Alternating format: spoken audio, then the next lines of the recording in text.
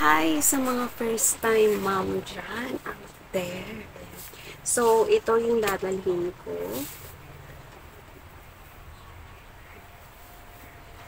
Ito yung dadalhin namin sa hospital kapag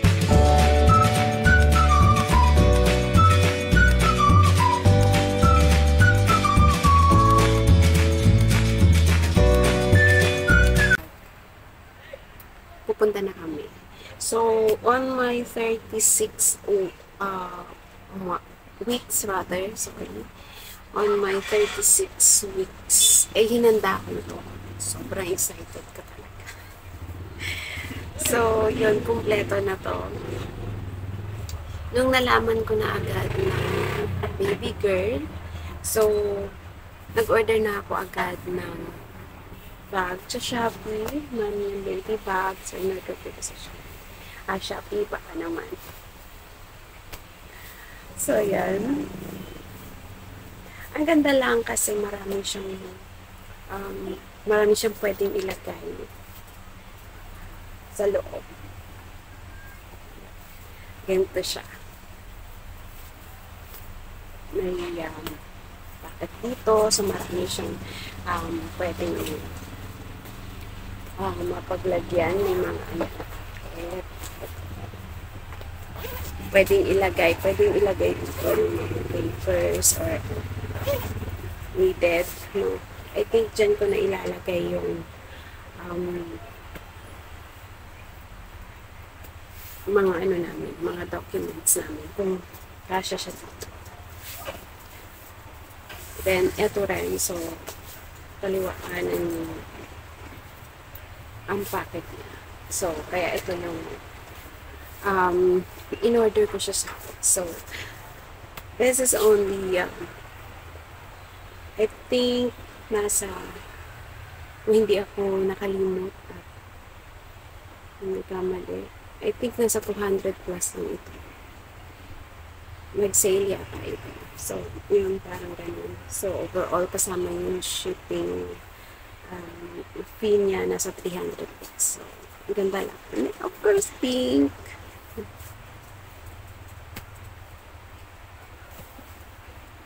So, yan. And,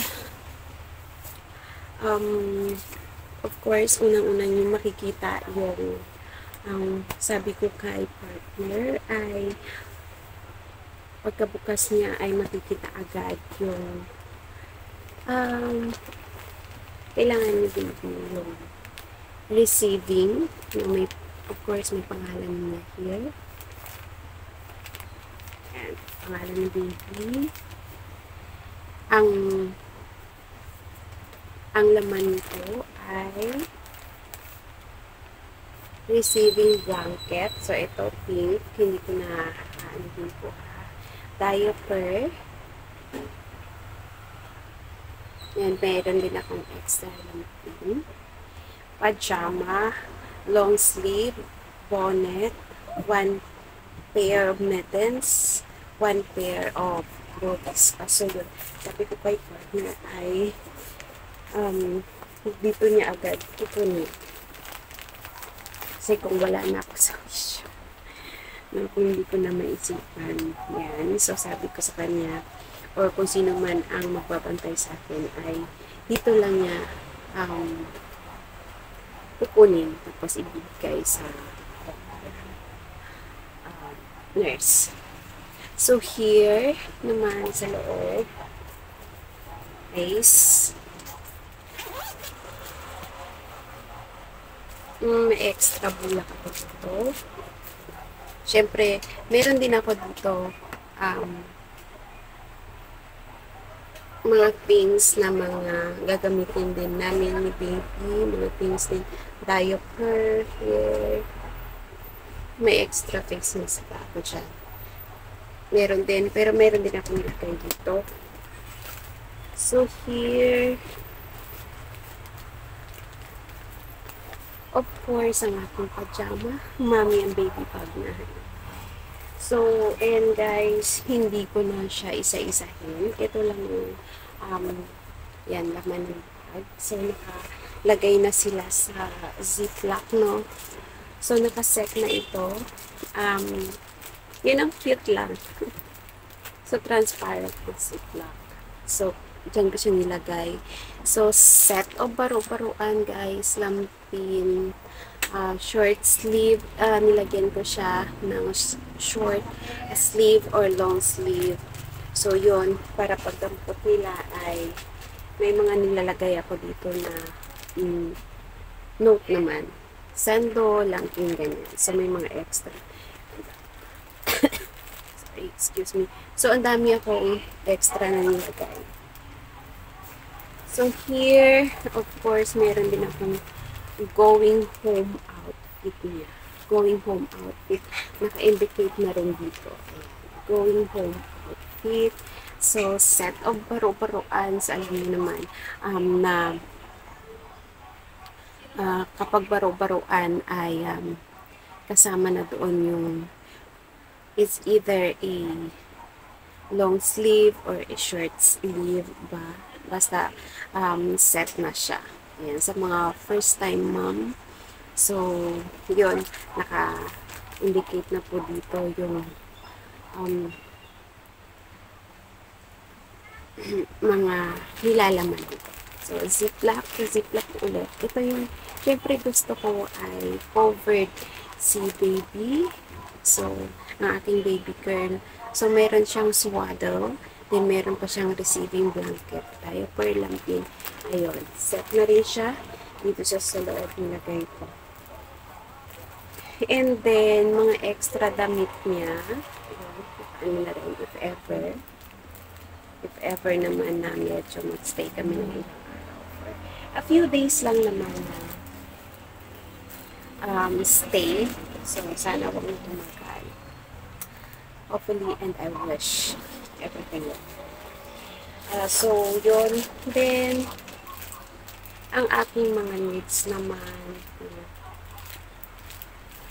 syempre, kapag nandun na tayo, ay kailangan natin ng personal naman, alam niyo na, tissue, pang ano natin, sabon, feminine wash of course. So, dito lang siya. Since marami namang bulsa ito, ayan, marami siyang bulsa.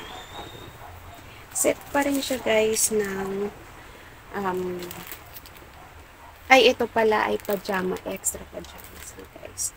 Then damit, if ever, ano na rin ako. Then, yung kanyang, yung dito niya. And sa akin naman, ay of course, akin na tong things na to. Syempre, going home, ano pa rin, yung outfit ko pag uwi na. So, maternity dress ito na kapag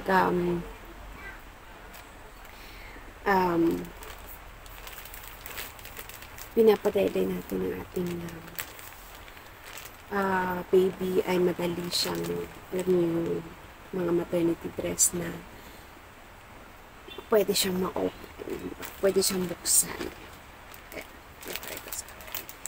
Then, syempre, kasama na rin yung may bra na, ayan din. Yan, na pwedeng i-open din. So, yan. Pwede siya.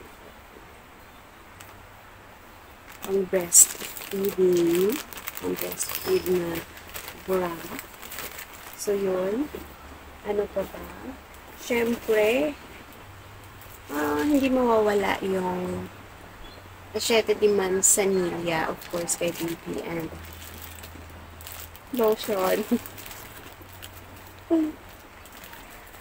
Deodorant, yes, sa atin yan. So, here pa pala ay meron akong alcohol na extra here, cotton buds, and yung, ano ba tawag dito? Yung pag nagpalit kaya ng diaper kay baby, yung hindi tatapos yung hindi niya. So, meron din ako dito. So, Ang ganda talaga ng bag na ito dahil marami talaga siyang pwedeng um, ilagay here. So, malaki-laki din siya. So, yun. At tapos dito naman guys, sa mga first time um, pinili ko itong ganitong lagayan para madali siyang makita pag hinanap. So, ayan. Diaper ni baby. Although meron na akong sa mga set, meron na rin akong ilagay doon na mga diaper. Pero meron pa rin akong nilagay dito. So, then dito pala guys, syempre hindi mawawala yung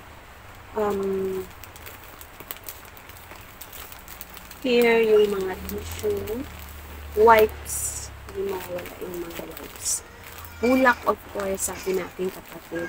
Kasi, mas may experience siya at mas alam na niya. So, yun. Maraming bulak ako. Then, ito yung kapag ibibigay daw sa nurse or sa doctor o kung sino man yung handle or sa akin OB. Ito daw yung ibibigay. Yan. So, shampoo ni baby, alcohol, baby oil, cotton buds, cotton balls, and tissue rin. So, ayan na rin. Pero mayroon pa rin akong extra doon kanina maglagay sa mommy and baby. So, kailangan natin yung maraming extra para hindi na natin utusan natin na lumagpas. Siyempre, mas iba din yung price. Iba rin yung mga doon. Iba ang presyo kapag nasa labas na. So, ayan guys. Ito lahat. So, nakaset na. Much better na ilagay nyo talaga siya sa ziplock, no? Kukunin na lang, hugot-hugot na lang sila. So, that's it lang po. What's inside my baby and mommy baby bag. Hospital bag rather. So, yun. Good luck and God bless sa lahat ng mga first time mo. Sana ay mairaos natin si baby. Mag-update ako soon kapag dito na si baby. Yan. Hopefully kasama ko na siya sa aking vlog soon. So, ingat po ang lahat. Thank you for watching.